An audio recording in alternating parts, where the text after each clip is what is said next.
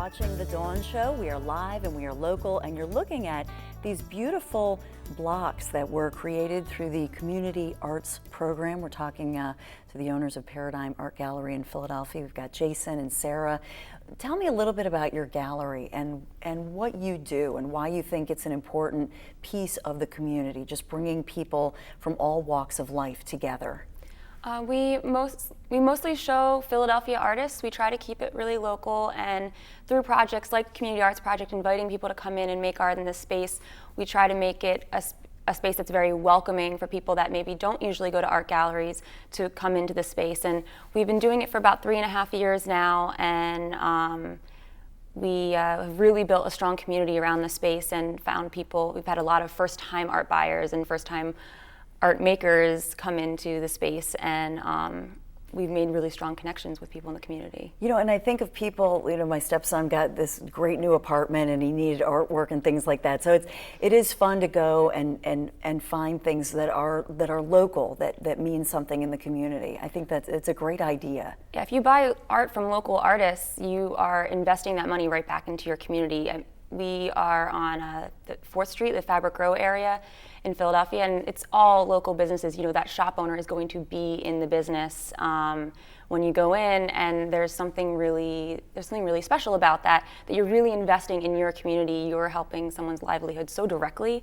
And so when you buy art at a local art gallery that's also showing local artists, I mean, you're just putting that money right back into your community. You're meeting the artist. You're directly affecting someone's life because you are supporting their passion. It's really fulfilling.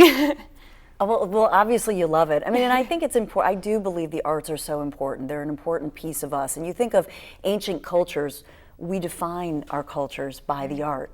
And so in schools, unfortunately, you see art programs being cut back.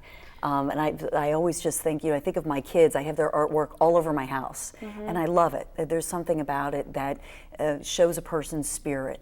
And so I want to celebrate you and what you're doing, because I share that passion. And I think the fact that you celebrate local artists is so important, and artists of all ages, I imagine. Definitely. Actually, one of the reasons why we have the gallery is that me and Sarah are both artists, and we know how difficult it is for a recent graduate to showcase their work. And because of that, we wanted to build this platform, not so much just for us, but for people like us that have the talent but doesn't have a platform, doesn't have the showcase. You know, so they don't have to keep working restaurant jobs to try to show their work. You know, right. Like that kind of thing. Like that's one of the reasons why we mainly want to focus on Philadelphia artists.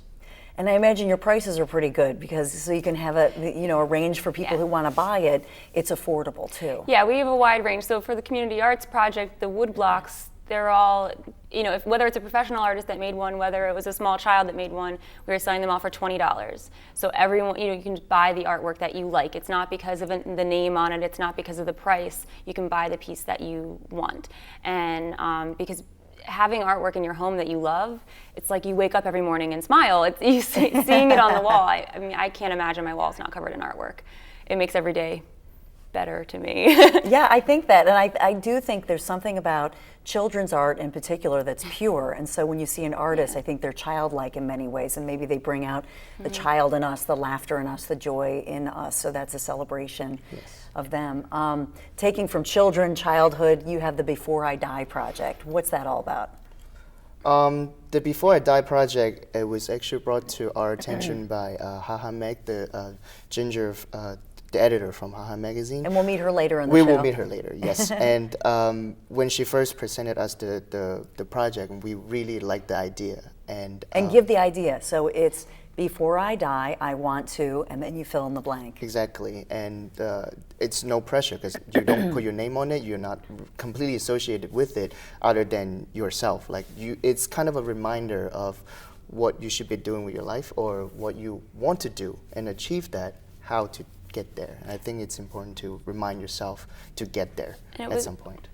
It was started in New Orleans by Candy Chang, and so we brought it to Philly through the Before I Die project in connection with it, got like the kit to make it, which the money kind of goes back into these community projects, and we put it right in Center City on Broad Street. University of the Arts gave us permission to use that fence, and it's great. And it's right next to also Broad Street. It's right next to Broad Street Ministry in Center City, which is also, they also have like a cafe for the homeless there. And so we got a really good mix of people, everything from business people rushing through Center City to college students, to people coming from Broad Street Ministry in the cafe there too. So if you're thinking about, what would you say? And I imagine I saw one man just writing, before I die, I want to be a better person. But what were some that touched you the most that you saw? My favorite one was actually done by a little kid. We were actually still putting up the board, and he was like, "Can I write on it?" And he just walked up there and wrote, "Before I die, I want to eat 30 pizzas." That was my favorite one through today. It's still my favorite one that I always refer to when people talk about this project. It's funny, like a pizza wing bowl kind of a thing. What about you, Sarah? Have you seen one that... There were some that stood out to me. I think someone wanted to be a unicorn. I thought that was a wonderful dream. There were a lot of, I saw a lot of pieces about their self-esteem issues and overcoming them, and there were a few different people that wrote that they wanted to either quit drinking or stop doing drugs, and so. They wanted to be healthier. Yeah, and so take care of my body. That's sad.